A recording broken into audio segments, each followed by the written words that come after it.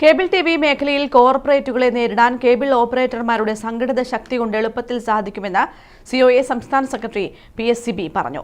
ജനങ്ങളുമായി അടുത്തിടപഴകുന്ന അപൂർവം തൊഴിൽ മേഖലകളിൽ ഒന്നാണ് കേബിൾ ഓപ്പറേറ്റർമാരുടേതെന്നും അദ്ദേഹം കൂട്ടിച്ചേർത്തു.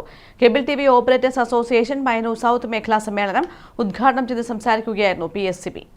നഗരഗ്രാമ വ്യത്യാസമില്ലാതെ ജനങ്ങളുമായി ഏറ്റവും അടുത്തിടപഴകുന്ന മേഖലയാണ് കേബിൾ ഓപ്പറേറ്റർമാരുടേത്. ഈ ബന്ധം തന്നെയാണ് ഈ മേഖലയിലെ കോർപ്പറേറ്റുകളെ ഭയപ്പെടുത്തുന്നത്.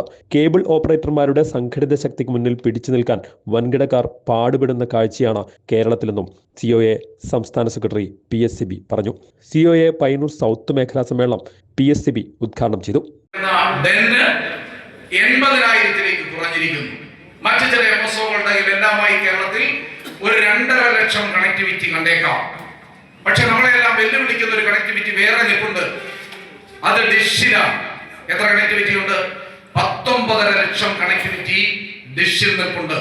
ഈ കണക്ടിവിറ്റികളെല്ലാം മാറി ഈ മറ്റ് MSOകളിൽ നിൽക്കുന്ന ചെറിയ കക്ഷികളെയെല്ലാം നമ്മളിലേക്ക് കൊണ്ടുവരണം.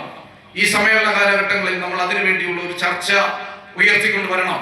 റിലയൻസുകാരൻ കൊണ്ട് എത്തിച്ചു കൊടുത്ത് ഫ്രീ കൊടുക്കുന്നു എന്ന് പറയുമ്പോൾ അതിലേക്ക് മാറിപ്പോകുന്ന മലയാളിയെ പിടിച്ചു നിർത്തണമെങ്കിൽ നമ്മളുടെ ഓരോ നെറ്റ്വർക്കും അത്ര സ്റ്റാൻഡേർഡായി മാറണമെങ്കിൽ നമുക്ക് ഒറ്റയ്ക്ക് അത് കഴിയില്ല.